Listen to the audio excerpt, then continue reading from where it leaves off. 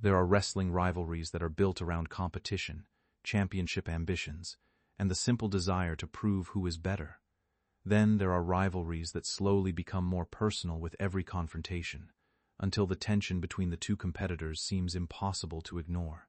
That is exactly what has happened between women's world champion Liv Morgan and Stephanie Vaquer. What began as a battle over championship supremacy has developed into one of the most heated stories surrounding the women's division.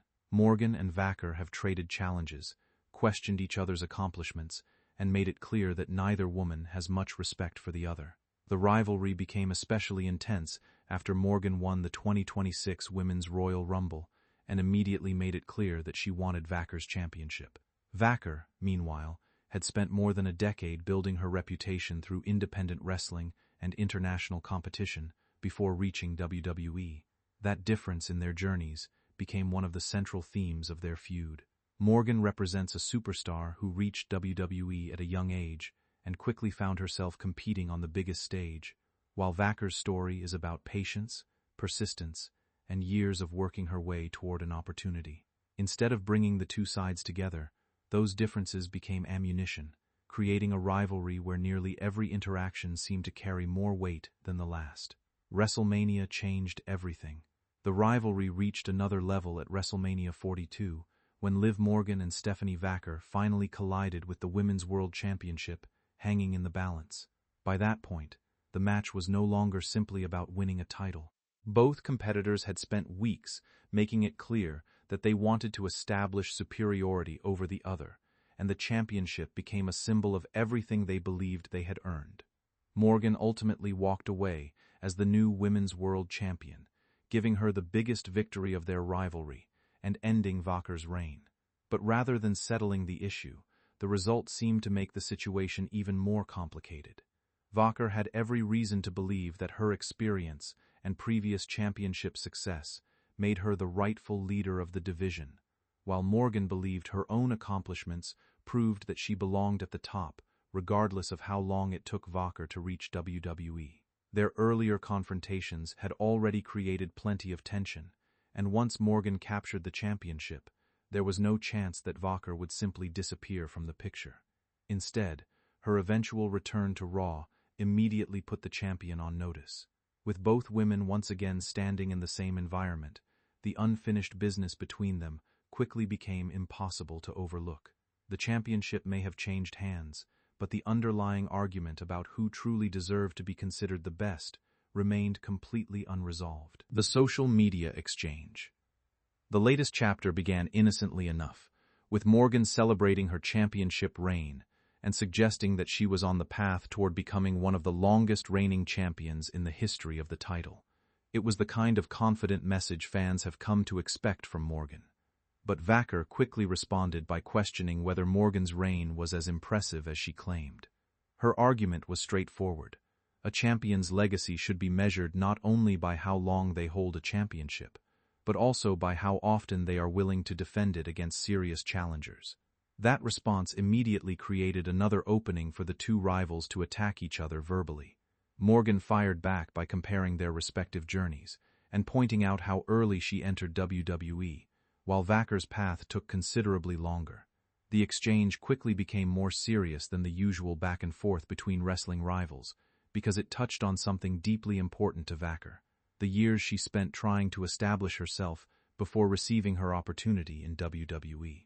For someone whose career has been defined by persistence, hearing that journey dismissed was always going to hit differently. At the same time, Morgan clearly sees her own path as evidence that success comes from taking opportunities when they appear and proving yourself once you get them. That philosophical difference is what makes their rivalry so compelling. They are not simply arguing about a championship. They are arguing about what it means to earn success in professional wrestling, when trash talk crosses the line. The most controversial part of the exchange came when Morgan made comments that mocked the difficult road Vaquer traveled before reaching WWE. Instead of focusing solely on Vaquer's wrestling ability or championship record, the remarks targeted the circumstances surrounding her career and the challenges she faced along the way. That distinction matters because professional wrestling has always relied on strong personalities, provocative interviews, and exaggerated confidence, But there is still a difference between attacking a rival's accomplishments and belittling the journey that brought them to the top.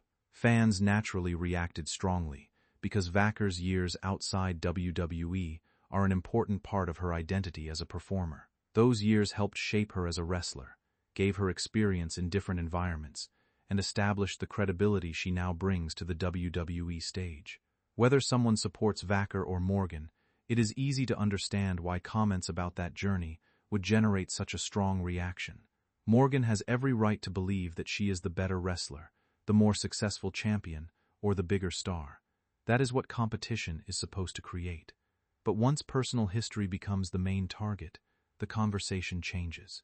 Suddenly, the focus is no longer simply on who can win a wrestling match. It becomes about respect, pride, and whether two competitors can keep their rivalry within boundaries that still allow the competition itself to remain the centerpiece. Stephanie Vaquer refuses to back down.